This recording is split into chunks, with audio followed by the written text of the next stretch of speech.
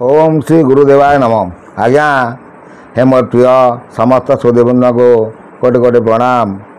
गत अध्याय आम सब आलोचना करुले गुरुवाद उपरे किछि कथा कहली जे गीता पढ़ा उपर किना अभी सब स्कूल मानक आमर जो मान्यवर शिक्षा मंत्री जिते आयोजन करुँचा भितर भी केत लोक कंप्लेन कले गीतार से कौन अर्थ। आज्ञा आम देखा आज सप्तम अध्याय ज्ञान विज्ञान योग ज्ञान कौन आ विज्ञान कौन से विषय रे आमे कियत अंशर आलोचना करिबा।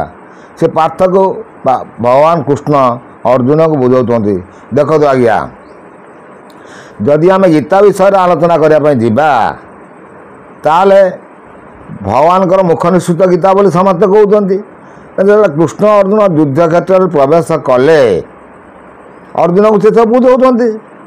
एत श्लोक कहला पर्यटन कौन युद्ध बंद रही कि कहतु ये गोटे प्रश्न उठब।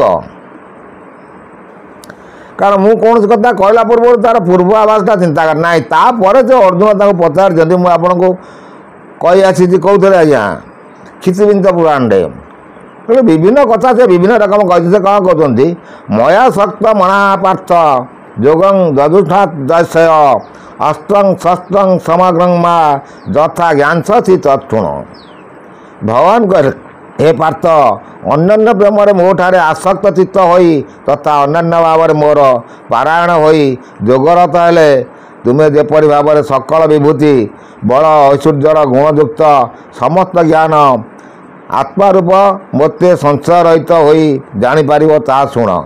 से कहते जे आत्मा रूप में मुझे कौन कमी देखो सब से भगवान कृष्ण बुझे मुझे आत्मा रूप में कौन कौन करुँची से जापर जड़ प्रकृति कौन भल कथा आज्ञा से कहते ज्ञानं ते सविज्ञानम इदं वक्ष्यामस्यतः जद्ज्ञात्वा तेना भूयो नाज्ञात व्यामसति। मु तुमको विज्ञान सहित तत्वज्ञान पूर्ण भाव में कहबी। से कहते मु विज्ञान सहित पूर्ण भाव ते तत्वज्ञान कहबी। या जानीगले संसार आउ कि जाना बाकी रही तेणु सुंदर ज्ञान दत्त आपण मैंने जब मन ध्यान दे शुणे से कहते या जानीगला तत्ते आउ कौन सी जिनसर जानापी असुविधा हेबना। कौन कहते मनुष्याणां सहस्रेषु कस्मित् जतति सिद्धये जततामपि सिद्धानां कस्मिनां व्यतीतत्वः। सी कहते सहस्र सहस्र मनुष्य मध्य क्वचित कई जन मोर प्राप्ति यत्न करती।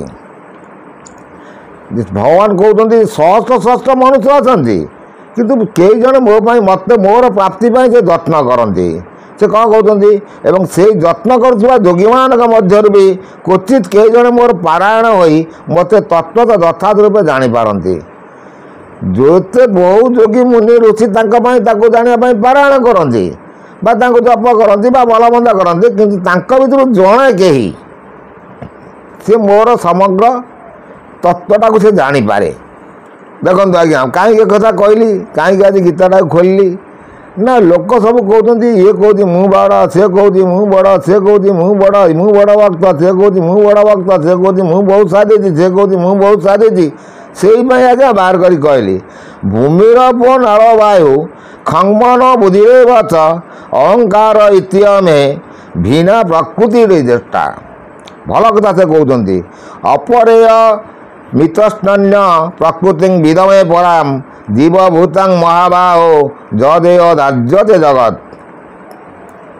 एक कथार अर्थ आम देखा श्लोकर अर्थ एटा ज्ञान विज्ञान जगत से कौन कहते भूमि जल अग्नि वायु आकाश मन बुद्धि और अहंकार ये जो 8 प्रकार विभिन्न प्रकृति मोर ही प्रकृति। ये जो 8 प्रकृति मुझे आपको कहली गोटे भूमि गोटे जल गोटे अग्नि गोटे वायु गोटे आकाश गोटे मन गोटे बुद्धि गोटे अहंकार एपरी 8 प्रकार विभिन्न प्रकृति मोर ही प्रकृति। यही 8 प्रकार विभिन्न प्रकृति तो मोर अपरा अर्थात जड़ प्रकृति। ये जो 8 प्रकार देखु मुझे कहली ते ये हूँ मोर अपरा जड़ प्रकृति। गोटे आज्ञा जड़ प्रकृति गोटे हूँ आज्ञा चेतन प्रकृति। मुझे आपण शरीर तत्व पर बुझे आसी ସବୁବେଳେ ବି କହି ଆସିଛି। ଦେଖନ୍ତୁ ବହୁତ ସୁନ୍ଦର ଜ୍ଞାନ କଥା। ସେ କ'ଣ କହୁଛନ୍ତି ଯେ ଏହାଠାରୁ ଭିନ୍ନ ଅନ୍ୟ ପ୍ରକୃତି ଯାହାକି ସମଗ୍ର ଜଗତକୁ ଧରି ରଖିଛି ତାହା ମୋର ଜୀବରୂପା ପରା ଅର୍ଥାତ୍ ଚେତନା ପ୍ରକୃତି ମୋର ବୋଲି ଜାଣ। ମୁଁ ଆପଣଙ୍କ ଆ ପୂର୍ବରୁ କ'ଣ କହିଲି, ଗୋଟେ ଜଡ଼ ପ୍ରକୃତି, ଗୋଟେ ଚେତନା ପ୍ରକୃତି। ଜଡ଼ ପ୍ରକୃତିକି ଆପଣ ଯଦି ଜାଣିପାରିବେ ତାହେଲେ ଆପଣଙ୍କ ଚେତନା ଆଜି ଜଡ଼ ଭିତରେ ପ୍ରବେଶ କରିପାରିବ। ତାହେଲେ ଆପଣ ବ୍ରହ୍ମଜ୍ଞାନର ମାର୍ଗକୁ ଆସିବେ। ଉଦାହରଣ ସ୍ୱରୂପ ମୁଁ ଆପଣଙ୍କୁ ଗୋଟେ କଥା କହୁଛି। ଗୀତାର୍ଥ ଶ୍ଲୋକ ପଢ଼ି କହିଲି, ଆମ ଘରକୁ ଶାଳଗ୍ରାମ ଠାକୁର ଆସିଲେ, ତାଙ୍କୁ ଆମେ ପୂଜା କରୁଛନ୍ତି ଈଶ୍ୱର ବୋଲି ମାନିକି ମୁଁ ତାକୁ ପୂଜା କରୁଛି।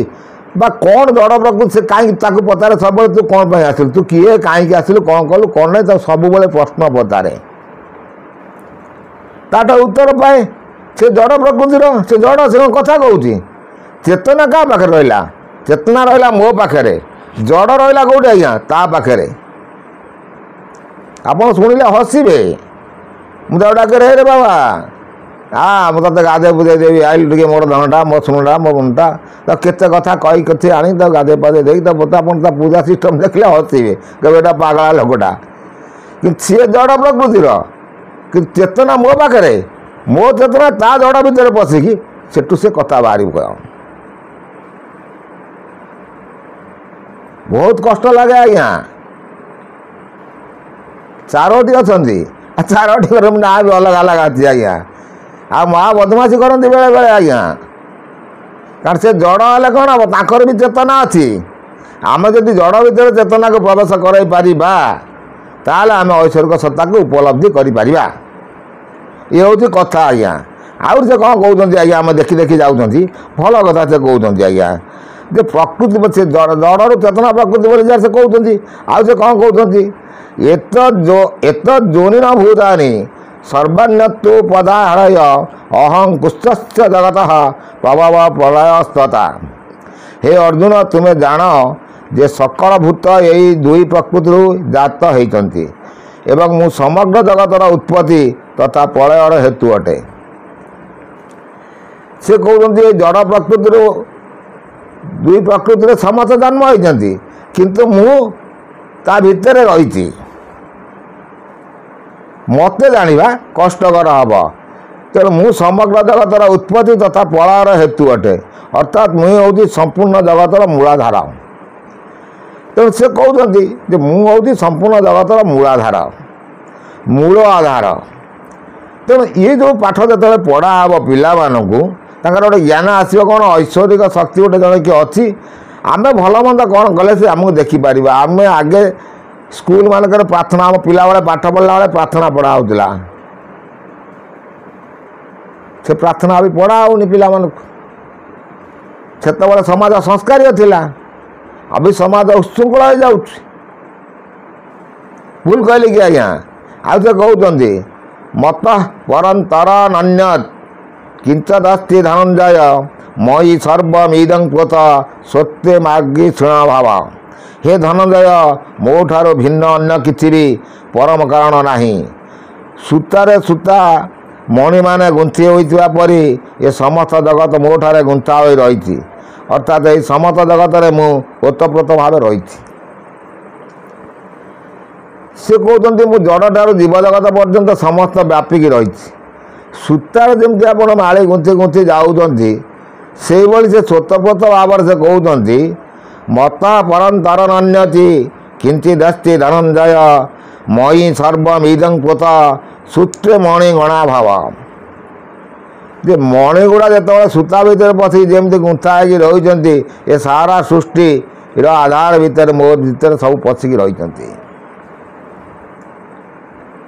ତେଣୁ ହିରଣ୍ୟଗର୍ଭା ତାକୁ କୁହାଯାଏ, ବିଷ୍ଣୁଙ୍କୁ ହିରଣ୍ୟଗର୍ଭା କୁହାଯାଏ। ତେଣୁ ସିଏ କହୁଛନ୍ତି ପ୍ରକୃତି, ପରା ପ୍ରକୃତି, ଜଡ଼ ପ୍ରକୃତି, ଚେତନା ପ୍ରକୃତି। ତେଣୁ ତାକୁ ଯେତେବେଳେ ଆପଣ ଚିନ୍ତା କରିବେ, ସେତେବେଳକୁ ଆପଣ ବ୍ରହ୍ମଜ୍ଞାନର ପ୍ରାପ୍ତି ପାଇବେ। ଆଉ ସେ ଭଲ କଥା କ'ଣ କହୁଛନ୍ତି, ଆମେ ଆଉ ଗୋଟେ ପଢ଼ିକି ବଡ଼ କ୍ଲାସରେ କରୁନି, ଆପଣ ଏଥର ଦେଖିବେ। ରସ ଆମେ ପଶୁ କୁନ୍ତେୟ ପ୍ରଭାସ୍ମି ଶଶି ସୂର୍ଯ୍ୟାୟୋ ପ୍ରଣବ ସର୍ବବେଦେଷୁ ଶବ୍ଦ ଖିଂ ପୁରୁଷଂ ତସୁ। ହେ ଅର୍ଜୁନ, ମୁଁ ହେଉଛି ଜଳର ରସ, ଚନ୍ଦ୍ରର ସୂର୍ଯ୍ୟର ଆଲୋକ, ସକଳ ବେଗର ବେଦର ଓଙ୍କାର, ଆକାଶର ଶବ୍ଦ ପୁରୁଷମାନଙ୍କର ପୁରୁଷତ୍ୱ। ସେ ଭଲ କଥା ବୁଝାଉଛନ୍ତି ଯେ ସୂର୍ଯ୍ୟର ଯେଉଁ କିରଣ ଆସୁଛି ତା ଭିତରେ ମୁଁ, ଚନ୍ଦ୍ରର ଯେଉଁ ଆଲୋକ ଆସୁଛି ତା ଭିତରେ ମୁଁ, ଜଳର ରସ ସଦୃଶ ବି ମୁଁ, ଆଉ ପୁରୁଷର ପୁରୁଷତ୍ୱ ଭିତରେ ମୁଁ। ଭଲ କଥା ସେ କହୁଛନ୍ତି ଆଜ୍ଞା।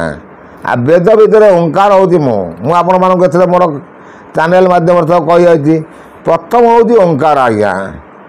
ଓଁଟାକୁ ସାଧିଲେ, ଓଁଟାକୁ ପଢ଼ିଲେ ଆପଣ କେତେ ଓଁ ଜପ କରୁଛନ୍ତି? ଲକ୍ଷ ଲକ୍ଷ ଜପ ହେଲେ ଅଟୋମେଟିକାଲି ଆପଣ ପାଖକୁ ଗୋଟେ ଶକ୍ତି, ଗୋଟେ ପାୱାର ଆସି ପହଞ୍ଚିବ। ଆପଣ ଯାହା ଚିନ୍ତା କରୁଥିବେ କହିପାରିବେ। ଅପରା ଭକ୍ତି ପରା ପ୍ରକୃତି। ଆମେ ଯେଉଁ ଜଡ଼ ପ୍ରକୃତି ଉପରେ ମୁଁ ଠାକୁରଙ୍କୁ କହିଲି, ସେ ଠାକୁରଙ୍କୁ ମୁଁ ଯେତେବେଳେ କୁଆଡ଼େ ବାହାରକୁ ଯାଏ, ରେ ଠାକୁର ବାବା ବାବା ଧନ ମୁଁ ଯାଉଛି ଅମୁକ ଜାଗାକୁ, ଦେଖନ୍ତୁ ମୋର ଚେତନା ତା ପାଖରେ ରହିଲା। ମୁଁ ଯାଉଛି, କୌଣସି ଅସୁବିଧା କରିବନି, ମୁଁ ଆସିବି ଫେରିଲା ପର୍ଯ୍ୟନ୍ତ। ଆଉ ସେ ସୁରୁଖୁରୁରେ ମୁଁ ଫେରିକି ଆସିବି। ଆଉ ତାର ପ୍ରମାଣ ବି ଦେବି ଆପଣଙ୍କୁ। ଦିନେ ଆସିବେ ଗୋଟେ ଲୋକ, ତାଙ୍କର ଗୋଟେ କର୍ମ ହେଇଯାଇଛି, ସେ ଆସିଲେ ତାଙ୍କୁ ମୁଁ କହିବି, ସେ କହିବେ। ମାନେ ଏମିତି ବି ଯାଇଛି ପରିସ୍ଥିତି।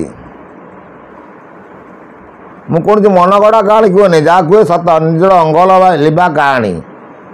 କାରଣ ଆମେ ଯେତେବେଳେ ଠାକୁରଙ୍କୁ ପୂଜା କରିବା ପାଇଁ ଯାଉଛନ୍ତି, ଠାକୁରଙ୍କୁ ଯଦି ସେଇଭଳି ଭକ୍ତି ଭାବରେ ଆମେ ଡାକିବା, ମୁଁ ତାକୁ ଧନ ମାଗେନି ନା ଧନ ମାନେ କ'ଣ, ତୁ ତ ମୋ ଘରେ ବସି ମୋର ଧନ କ'ଣ ହବରେ? ମୋ କଥା ସବୁ ସେଇଭଳି। କିନ୍ତୁ ସେ ସେଇ କଥା ଅର୍ଜୁନକୁ ବୁଝାଉଛନ୍ତି। କିଏ ବୁଝାଉଛନ୍ତି? କୃଷ୍ଣ ବୁଝାଉଛନ୍ତି ଯେ ମୁଁ, ସିଏ ଆଉ ଭଲ କଥା କହୁଛନ୍ତି। ପୁଣ୍ୟ ଗନ୍ଧ ପୃଥିବୀ ଚ ତେଜସ୍ୱାସ୍ମି ବିଭବସ୍ୱ ଜୀବନଂ ସର୍ବଭୂତେଷୁ ତପସ୍ୱାସ୍ମି ତପସ୍ୱୀଷୁ। ଯେ ମୁଁ ପୃଥିବୀର ପବିତ୍ର ଗନ୍ଧ, ଅଗ୍ନିରେ ତେଜ ତଥା ସକଳ ଜୀବର ଜୀବନ, ତପସ୍ୱୀମାନଙ୍କର ତପ, ବୀଜ। ସେ କହୁଛନ୍ତି ମୁଁ ସକଳ ଜୀବର ଜୀବନ। ଆପଣ ଗୋଟେ ଛୋଟ ଜୀବ ଦେଖନ୍ତୁ, ତା ଭିତରେ ସେ ଅଛି, ନହେଲେ ସେ ଜୀବଟା ଚାଲନ୍ତା କେମିତି? ପିମ୍ପୁଡ଼ିଟା ଚାଲୁଛି କେମିତି? ଆପଣ ପିମ୍ପୁଡ଼ିଟାକୁ ଚାପିଦେଲା ପରେ ଆଉ ସେ ଚାଲିପାରିବେ କି? ମରିଗଲା ପରେ ଆଉ ଚାଲିପାରୁଛି କି? ଚାଲିପାରୁନି।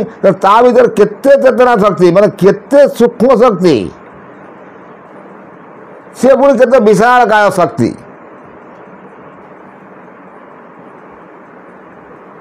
ସେ କହୁଛନ୍ତି କ'ଣ କି? ସେଇପାଇଁ ଗୀତାର ପ୍ରଥମ ଶ୍ଲୋକରେ କ'ଣ କୁହାଯାଇଛି ଆଜ୍ଞା? ଓ ଅଖଣ୍ଡ ମଣ୍ଡଳାକାରଂ ବ୍ୟାପ୍ତ ଦିନ ତରାତରମ୍ ତତ୍ପଦଂ ଦର୍ଶିତାଂ ଦିନ ତସ୍ମୈ ଶ୍ରୀ ଗୁରବେ ନମଃ। ଅଖଣ୍ଡ ମଣ୍ଡଳାକାରଂ, ଗୋଟେ ମଣ୍ଡଳ ଆକାର। ମୁଁ ଆପଣମାନଙ୍କୁ ଅକ୍ଷର ଅଣାକ୍ଷର ବସାନରେ ଯେଉଁ ପ୍ରଥମ କହି ଆସିଛି, ଆପଣ ଗୋଟେ ଠ ମୁଣ୍ଡଳା ସେଇଆର। ଏ ତତ୍ତ୍ୱ ଅଚ୍ୟୁତାନନ୍ଦ ଲେଖିଛନ୍ତି, କିନ୍ତୁ ଅଚ୍ୟୁତ କିଏ ଏମାନେ ଜାଣିନଥିବେ। ବହୁତ ସନ୍ଧି କଥା ଅଛି ଆଜ୍ଞା।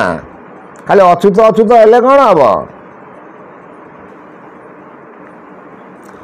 ଆଉ ସେ କ'ଣ କହୁଛନ୍ତି ଆମେ ପୁଣି ନେକ୍ସଟ ଅଧ୍ୟାୟରେ ଦେଖିବା। ଏତକ ରହୁଛି ଆଜ୍ଞା। କୋଟି କୋଟି ନମସ୍କାର।